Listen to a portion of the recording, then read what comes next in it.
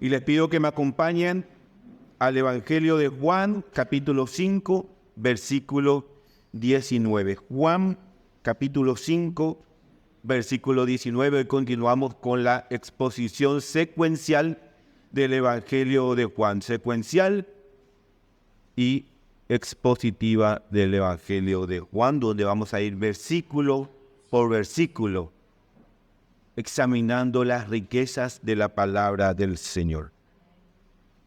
Y este pasaje que hoy vamos a desglosar en la Biblia de las Américas tiene como título la unanimidad del Padre y el Hijo, en la versión de la Biblia de las Américas. Esto quiere decir una unión perfecta, sincronizada y armónica del Padre con el Hijo. La unanimidad de Cristo y el Padre. El Padre y el Hijo son uno. Pero si nos vamos a la versión Reina Valera 1960, el título dice la autoridad del Hijo. Totalmente diferente. Y no es que estas versiones vean el pasaje de manera diferente, sino que cada uno resalta un aspecto diferente. Una resalta que tanto el Padre como el Hijo son uno, mientras que la otra resalta que tanto el Padre como el Hijo son uno, tienen los mismos atributos y la misma autoridad. Es que en todo el texto, hermanos, que vamos a leer hoy, Jesús resalta esa unión perfecta con el Padre y la autoridad que posee del Padre. Y todo expositor de la palabra, la primera pregunta que tiene que hacerse al leer este texto es: ¿por qué tiene autoridad? ¿Por qué tiene autoridad? Y la segunda pregunta que deberíamos hacernos es: ¿autoridad para hacer qué tiene el Hijo? El que tiene autoridad tiene una facultad, tiene un poder, una capacidad de hacer algo que los demás no tienen. Nosotros tenemos autoridades terrenales. Aquí tenemos intendentes, por ejemplo, que cumplen funciones limitadas dentro de lo que es la ciudad, pero fuera de la ciudad no tienen potestad alguna. Tenemos al presidente, es una autoridad que también tiene una autoridad delegada, pero sus limitaciones terminan en la frontera. Fuera de la frontera, en el exterior, no tiene poder para ejercer acción alguna. Dios también en su palabra, hermanos, otorgó a determinados hombres distintas autoridades, pero también limitadas. Ahora, la autoridad de Jesús, hermanos, nadie obtuvo jamás. Nadie obtuvo jamás. Y este pasaje habla de la autoridad del Hijo. Y vamos a ver cuáles son los atributos de esta autoridad que tiene el Hijo. Y déjeme hacerle un pequeño spoiler, como dicen los jóvenes. Jesús tiene autoridad para vida y para juicio. Jesús tiene autoridad para vida y para juicio. ¿Qué significa esto? Bueno, y es lo que pretendo desglosar, explicar en el sermón de esta mañana. Acompáñenme a leer estos versículos. Versículo 19 del capítulo 5. Por eso Jesús, respondiendo, les decía: en verdad os digo, el Hijo no puede hacer nada por su cuenta, sino lo que ve hacer al Padre, porque todo lo que el Padre hace, eso también hace el Hijo de igual manera. Versículo 20, pues el Padre ama al Hijo y le muestra todo lo que Él mismo hace, y obras mayores que ésta le mostrará. ¿Para qué? Para que os admiréis. Versículo 21. Porque así como el Padre levanta a los muertos y les da vida, asimismo el Hijo también da vida a los que Él quiere. Porque ni aun el Padre juzga a nadie, sino que todo juicio se lo ha confiado al Hijo, para que todos honren al Hijo, así como honran al Padre. El que no honra al Hijo, no honra al Padre que le envió. En verdad os digo que el que oye mi palabra y que al que me envió, tiene vida eterna y no viene a condenación, sino que ha pasado de muerte a vida. En verdad os digo que viene la hora, y ahora es, cuando los muertos oirán la voz del Hijo de Dios, y los que oigan vivirán. Porque así como el Padre tiene vida en sí mismo, así también le dio al Hijo tener vida en sí mismo, y le dio autoridad para ejecutar juicio, porque es el Hijo del Hombre. No os admiréis de esto, porque viene la hora en que todos los que están en los sepulcros oirán su voz y saldrán, y los que hicieron lo bueno a resurrección de vida, y los que practicaron lo malo a resurrección de juicio. Hasta aquí la palabra del Señor. Hermanos, el contexto de este pasaje que estamos leyendo en esta mañana se da cuando Jesús sana a un paralítico en el estanque de Betesda. Recordemos que había un mito, había una superstición con respecto a este lugar, ya que se creía que de tanto en tanto, cuando el agua se agitaba, era un ángel el que movía las aguas y el primero que entraba era sanado. Esto obviamente era una simple leyenda secular, hermanos, e incluso esta explicación que está en el versículo 4 de la versión Reina Valera no pertenece a los escritos originales. No están los escritos originales, sino que fue agregada por algún copista, quizás con la intención de aclarar la creencia que impulsaba a todos estos paralíticos a estar alrededor de este estanque.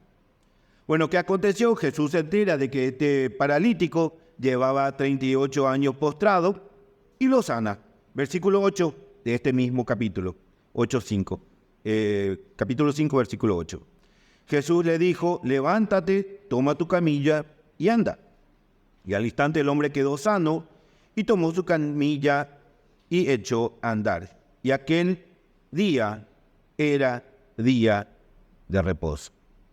Y esta última oración, hermanos, que aquel día era día de reposo, no está de más, no es un detalle intrascendente, sino que el hecho de que fuera día de reposo era imprescindible para destacar. ¿Por qué? Porque esto fue lo que detonó el odio de los fariseos hacia Jesús.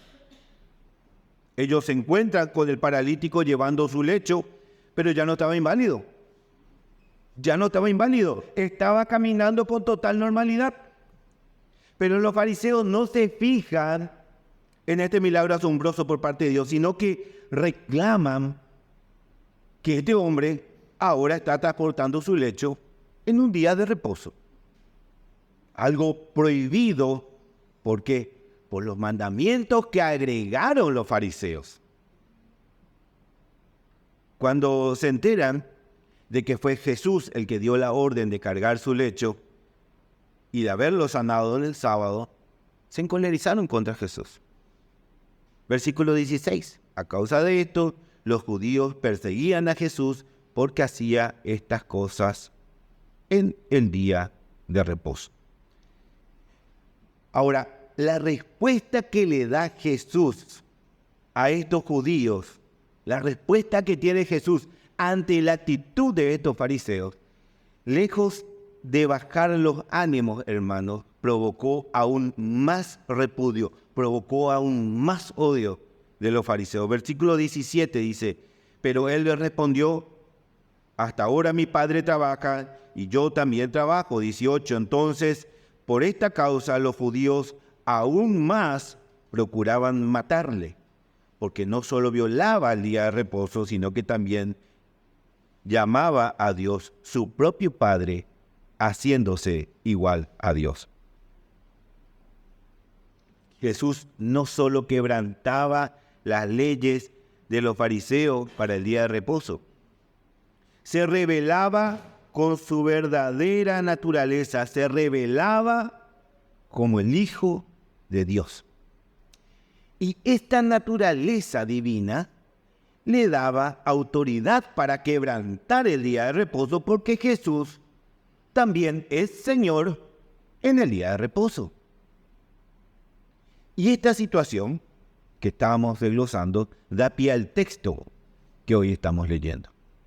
Por eso Jesús, respondiendo, decía el texto que leímos, les dijo: en verdad os digo que el Hijo no puede hacer nada por su cuenta, sino lo que ve hacer al Padre, porque todo lo que hace el Padre, eso también hace el Hijo de igual manera, porque el Padre ama al Hijo y le muestra todo lo que Él mismo hace, y obras mayores que ésta le mostrará para que os admiréis.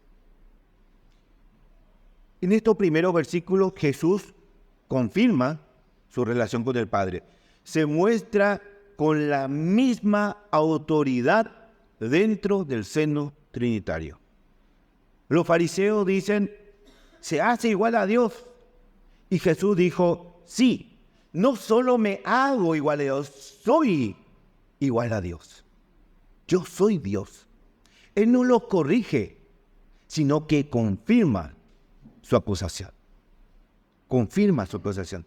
Y fíjese que Jesús revela esa dependencia total del Padre, pero también esa unidad total con el Padre. En verdad os digo que el Hijo no puede hacer nada por su cuenta, dependencia, sino lo que ve hacer al Padre, porque todo lo que el Padre hace, eso también hace el Hijo de igual manera. Dependencia y unidad. Pues el Padre ama al Hijo y le muestra todo lo que él mismo hace, y obras mayores que ésta le mostrará para que os admiréis.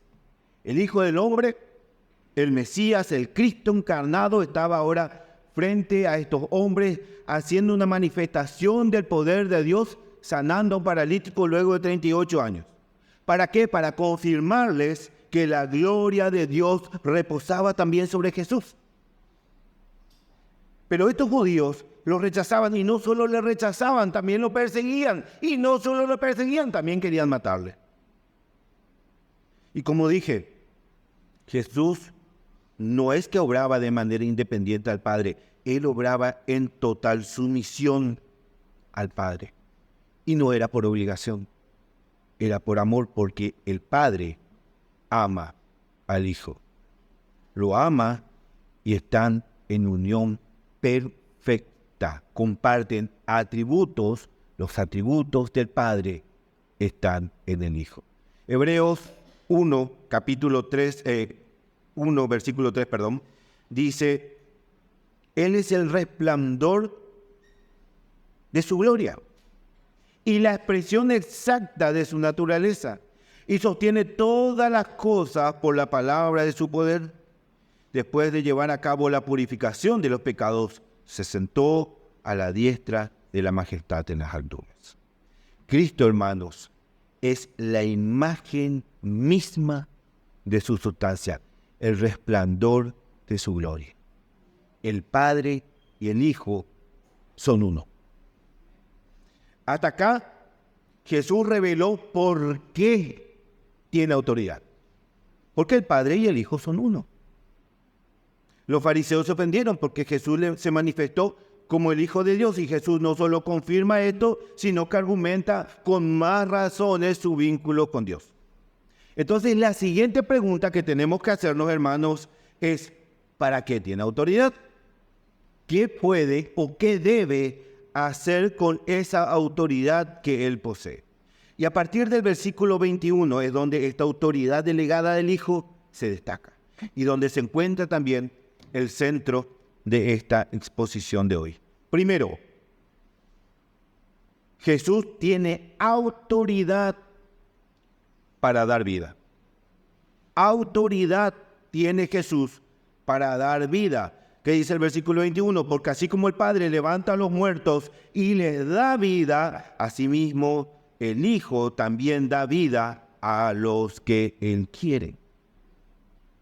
Primero, Jesús tiene autoridad para dar vida. Segundo, Jesús tiene autoridad para juicio. Jesús tiene autoridad para juicio. Versículo 22, porque ni aún el Padre juzga a nadie, sino que todo juicio se lo ha confiado ¿a quién? Al Hijo. Versículo 23, para que todos honren al Hijo así como honran al Padre. Y el que no honra al Hijo, no honra al Padre que le envió. Jesús tiene autoridad para vida y para juicio. Y permítanme explicarles por qué hay un juicio y qué características tiene este juicio. Porque hay un juicio, pero este juicio, hermanos, este juicio ya tiene una sentencia promulgada y en ellas todos los seres humanos somos hallados culpables. Todos. ¿Culpables de qué? De haber deshonrado la función para la cual fuimos creados. Somos culpables. El hombre y la mujer fueron creados, hermanos, para dar adoración, gloria y honra a Dios. Pero cuando el pecado entró en el mundo, hermanos, nuestra naturaleza caída llevó al ser humano a rechazar a Dios, a huir de Dios, a buscar y a dar gloria a otros dioses, a dioses falsos, pero no al Dios verdadero. El hombre, hermanos, huye de Dios en vez de buscarlo. Lo deshonra en vez de darle honra. Nacemos en esa condición, hermanos. Nacemos en esa condición, por lo cual este juicio ya tiene sentencia promulgada desde el primer aliento de vida. Somos culpables. Ahora, seamos claros. Cuando hablo de que Dios, el hombre, huye de Dios, no quiero que nos hagamos la imagen en nuestras mentes de que Dios anda corriendo por el mundo tratando de llamar a sus hijos y que el hombre huye como si fueran los pollos que se escapan del gallinero, hermanos. No, no es así. Dios es soberano. Dios es fuerte. El Señor está sentado en su trono y está listo para juzgar. Y así como el hombre rechaza a Dios, el Todopoderoso también rechaza al que se deleita en la maldad. Salmos 9:7 dice, porque el Señor permanece para siempre. Ha establecido su trono ¿para qué? Para juicio. Y juzgará al mundo con justicia, con equidad. Ejecutará juicio sobre los pueblos. Dios es un Dios de juicio. Salmos 7:11. Dios es juez justo y un Dios que se indigna cada día contra el impío. Dios es un juez justo. Cuando dice que Dios es un juez justo, continúa diciendo, y es un Dios que se indigna cada día contra el impío. Quiere decir que Dios va a impartir justicia sobre el impío. Y el hombre es un pecador, es un impío sobre quien Dios está indignado. El omnipotente, hermanos, ha dictado sentencia y somos hallados culpables. Así de sencillo. Esto no es como los juicios terrenales. Esto no es como los juicios humanos que conocemos, hermanos, donde se va a determinar en el juicio si sos culpable o no sos culpable. Sí, deshonraste a Dios, pero como hiciste buenas obras, bueno, vamos a ver si podemos hacerte un pase para la eternidad. No, hermanos. En este juicio, el hombre que ha rechazado a su Salvador solo va a recibir las evidencias de sus malos actos. Va a recibir las evidencias de sus malos actos. Todos sus pecados van a ser expuestos y se le va a mostrar por qué es inexcusable. Inexcusable. Y se le va a mostrar por qué esa sentencia que lleva sobre su cabeza desde el día en que nació no le va a ser quitada. Esa es la situación. Es un juicio que tiene una sentencia promulgada sobre el ser humano, hermanos, ya desde el jardín del Edén. Todos somos culpables, hermanos, y estamos bajo esta condenación. Todos. Y esta condición, hermanos, puede provocar incluso desesperanza. Pero no todo está perdido. No todo está perdido, porque así como hay un juicio, también hay una salida. Hermanos, el hombre estaba con la condenación de Dios, pero es Dios también quien provee del plan perfecto para poder reconciliarnos con Él. Dios es un Dios de justicia y va a dar a cada uno conforme a sus obras, pero también es un Dios de misericordia. Y determinó que Él proveería un abogado que pueda librarnos de este juicio de muerte. Hijitos míos, os escribo estas cosas para que no pequéis, pero si alguno peca, abogado tenemos para con el Padre, a Jesucristo el justo, dice en su primera epístola el apóstol Juan, en el capítulo 2 y en el versículo 1. Pero este abogado, atienda a esto, este abogado no interviene en este juicio para tratar de determinar o demostrar que somos inocentes. Este abogado no interviene para tratar de demostrar que somos inocentes. En este juicio, nuestro propio abogado va a reconocer que somos culpables y va a reconocer que somos altamente culpables. ¿Se imaginan? Contratan a un abogado para que les defienda y en su primera intervención ante el tribunal, lo primero que dice es: mi cliente es un desastre. Mi cliente es un desastre. Y no solo es culpable de esto, por lo que viene a juicio, también es culpable de muchas otras cosas más que ustedes no saben. Y a continuación empieza a detallar delito por delito lo que hemos hecho. Bueno, Jesús hace eso, hermanos. Él dice: este no es inocente, es culpable. Pero para pagar esta sentencia, hermanos, nuestro abogado se ofrece por nosotros. Yo en vez de él. Todo el castigo de él, todo el castigo de ella, que vengan sobre mí. Que vengan sobre mí. Este es Jesús, hermanos, el Cordero perfecto, quien pagó por nuestras culpas, hermanos. Siendo el Hijo de Dios, nos rescata de nuestra condenación. En Él, hermano, en quien está la vida. Él nos resucita para la eternidad. Pero, ¿qué sigue diciendo el texto que estamos leyendo? El que no honra al Hijo, no honra al Padre que le envió. Y acá es donde las dos autoridades sobre Jesús se separan para el ser humano.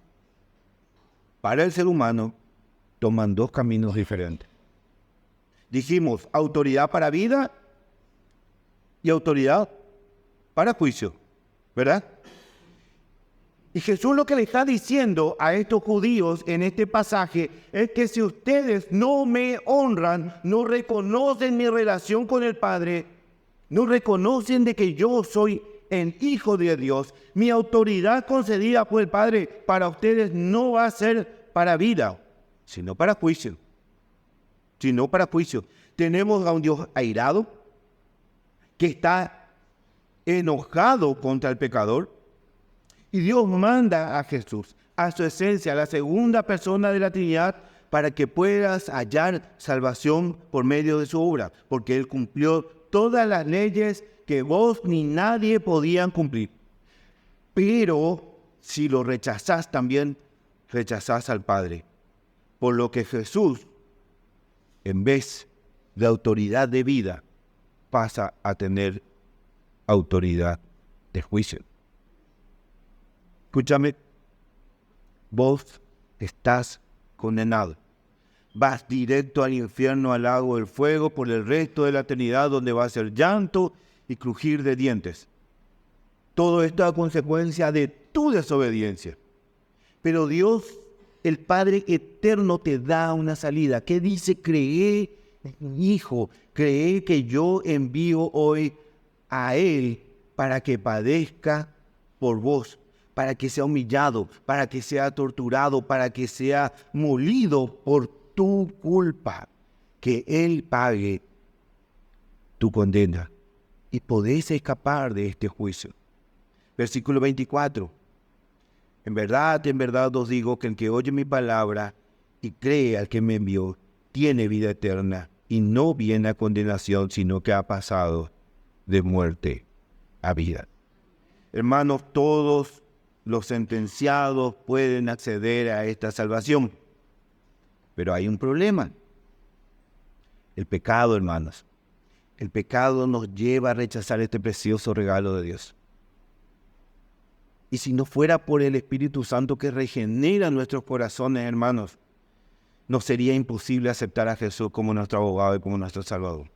No sería imposible.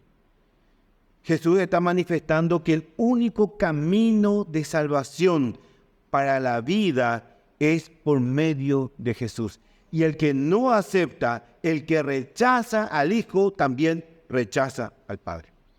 También rechaza al Padre. Juan 14:6 dice, Jesús le dijo, yo soy el camino, la verdad y la vida. Nadie viene al Padre sino por mí. Si me hubieras conocido, también hubierais conocido al Padre. Si me hubierais conocido, también hubierais conocido al Padre. El Padre y el Hijo son uno, la misma esencia. Desde ahora le conocéis y la habéis visto. ¿Por qué? Porque ellos estaban viendo a Jesús. Creer en el Hijo, hermanos, te exime de la condena que pesa sobre vos. Es tu indulto. Es tu indulto.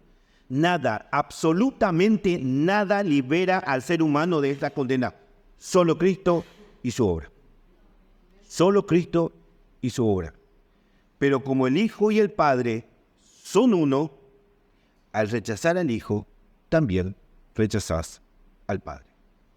Mateo 11:27 dice, Mateo 11:27, todas las cosas me han sido entregadas por mi Padre.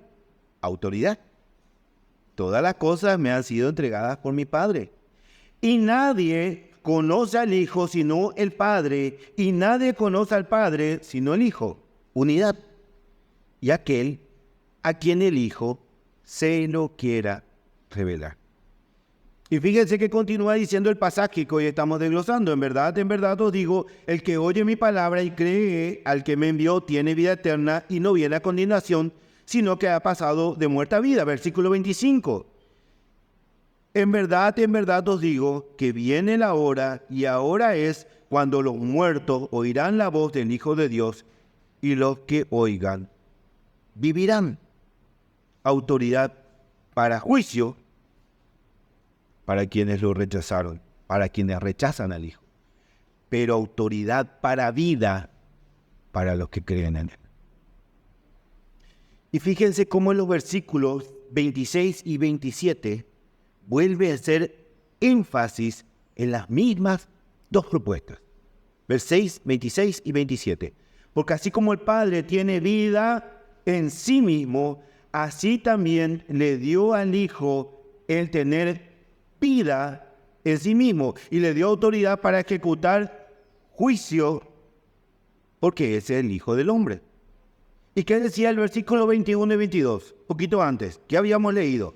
Porque así como el Padre levanta a los muertos y les da vida, así también el Hijo también da vida a lo que Él quiere. Porque ni aun el Padre juzga a nadie, sino que todo juicio se lo ha confiado al Hijo. Autoridad para vida y para juicio. Así también como le ha dado el tener vida en sí mismo, también le dio autoridad para hacer juicio, hermanos. ¿Por qué tiene autoridad para dar vida? Porque Él tiene vida en sí mismo, decía el pasaje. Y recuerdan lo que decía el Evangelio de Juan en el capítulo 1, versículo 4. En Él estaba la vida, y la vida era la luz de los hombres. Jesús, hermanos, es la vida misma. Tiene la potestad del Padre, tiene la autoridad del Padre para dar vida. Es más, Él sustenta la vida. Él sustenta la vida. ¿Saben, hermanos? Estamos en el año 2024.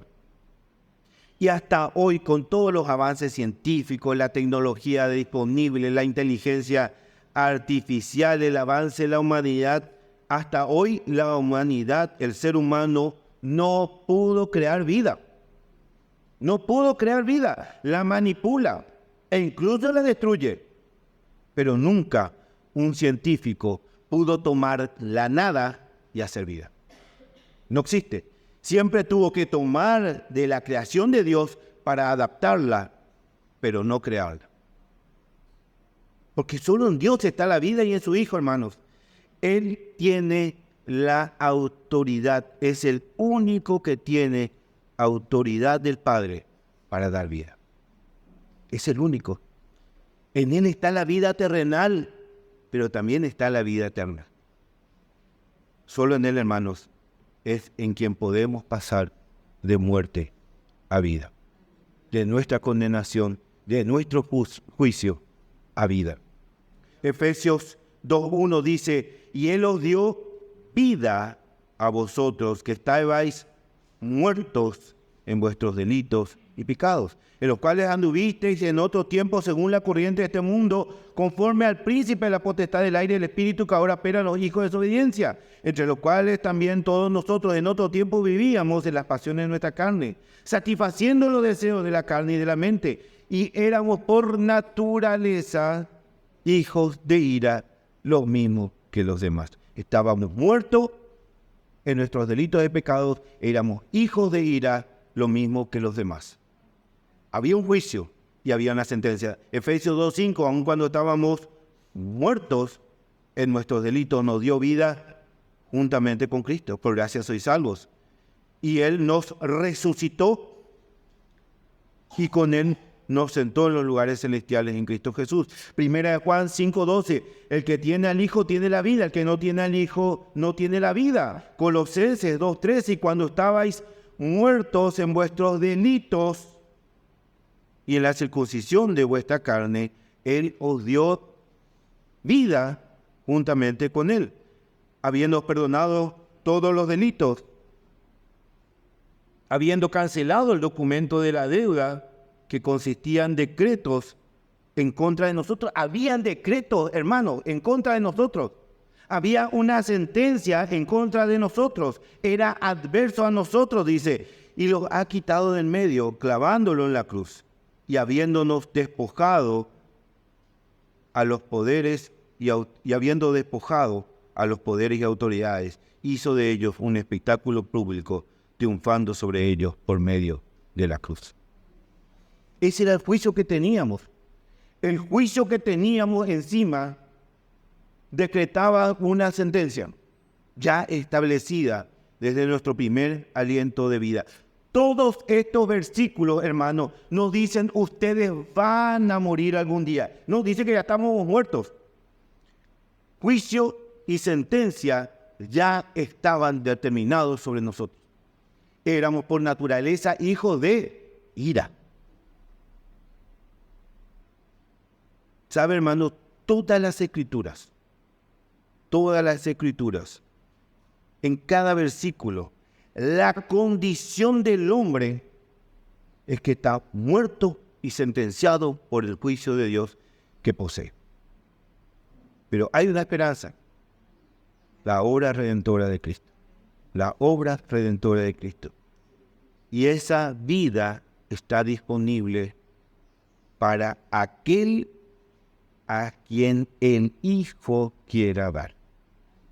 A quien el Hijo quiera dar. ¿Qué decía la segunda parte del versículo 21? Asimismo, el Hijo también da vida a los que Él quiere. Y la parte final de Mateo 11:27. Y a quien el Hijo se lo quiera revelar. No dice, la vida está disponible para todo aquel que quiera tomarla. No, esto no es voluntad de varón, dice el Evangelio de Juan en el capítulo 1, versículo 13, que no nacieron de sangre, ni de la voluntad de carne, ni de la voluntad de hombre, sino de Dios. De Dios. ¿Se dan cuenta de que la imagen de la autoridad de Cristo, hermanos, se hace aún más grande ahora delante de nosotros? ¿Se dan cuenta? Porque Él tiene autoridad para condenarnos, hermanos. Él tiene en su mano la sentencia en nuestra contra. En su poder está. Pero por alguna razón, Él ha decidido ejercer sobre vos autoridad sobre vida, para vida. Ese decreto, esa sentencia, la arroja y te pasa su autoridad para vida. Qué tremendo, hermano. A la luz de esta autoridad de Cristo que ahora conocemos, meditemos en este último fragmento del pasaje que hoy estuvimos leyendo. 28. No os admiréis de esto, porque viene la hora en que todos los que están en los sepulcros oirán su voz, y saldrán los que hicieron lo bueno a resurrección de vida, y los que practicaron lo malo a resurrección de juicio. Este pasaje, hermano, cierra con los dos destinos posibles del ser humano: resurrección a vida o resurrección a muerte y condenación. Dos pasajes, dos alternativas. No hay más que eso. Y esto hace aún más sublime este regalo de gracia de parte de Dios, hermanos. Esto hace más sublime esta gracia que el Señor extiende para usted y para mí. Porque Dios, por su puro afecto, decidió rescatarlos de la condenación. Nosotros, hermanos, estábamos contados, destinados para ser condenados. Pero Él determinó desde la eternidad, antes que usted siquiera tenga conciencia de que existía, que sería salvo por su llamado irresistible, hermano. Dígame si esto no tiene que conmover incluso hasta nuestras propias entrañas, hermano. Que el Dios eterno, el Dios perfecto, se haya fijado en usted para sacarlo de la condenación. Jesús no se dio a conocer. Jesús no dio a conocer al Padre a estos fariseos, a estos judíos. No. Jesús no fue para ellos autoridad de vida, sino que Él fue autoridad de juicio para ellos. Pero por alguna razón que solo Dios conoce, le dio a usted la potestad de conocer al Padre y a su Hijo, quien es su Salvador, hermanos. No fue al azar, no fue como en un bolillero. A ver, el que sale, sale. A ver, son 6.000 millones de habitantes en este momento en el mundo. A ver, ¿quién sale para salvación? No, hermanos. Fuimos escogidos, seleccionados, apartados desde antes de la fundación del mundo. Segunda de Tesalonicenses, capítulo 2, versículo 13, dice: pero nosotros siempre tenemos que dar gracias a Dios por vosotros, hermanos, amados por el Señor, porque Dios os ha escogido desde el principio para salvación, mediante la santificación por el Espíritu y la fe en la verdad. Escogidos para resurrección de vida. Y los que hicieron lo bueno saldrán a resurrección de vida, y los que hicieron lo malo, a resurrección de condenación. Fíjese que no dice que los salvos serán llevados a juicio para ver quién recibe la vida eterna. No dice resurrección de vida.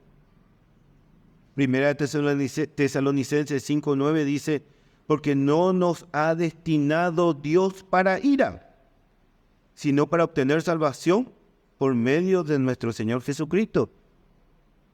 Cuando fuiste llamado, no fuiste llamado para ver si vas a ser salvo. Dios ya te llamó determinando que vos sos salvo. Encima del regalo de la gracia salvadora hay una promesa de que este regalo, hermanos, es irrevocable. Y eso no solo nos da esperanza, también nos da seguridad. ¿Para qué? Para aferrarnos con más fuerza a nuestra fe, hermanos. Con más fuerza a nuestra fe. Nosotros hemos sido rescatados del juicio de Dios por el mejor abogado del mundo. El mejor abogado del mundo. Éramos por naturaleza enemigos de Dios, pero hoy nos sentamos a su mesa. Usted puede mencionar, hermanos, que su nombre estaba en el plan eterno de Dios para salvarlos del fuego eterno y de la condenación, que fuimos constituidos hijos, herederos, santos por su misericordia. ¿Pueden mencionar eso? ¿Sabe por qué fuimos salvados, constituidos hijos, herederos? Porque el Hijo tuvo, tiene y siempre va a tener autoridad por los siglos de los siglos.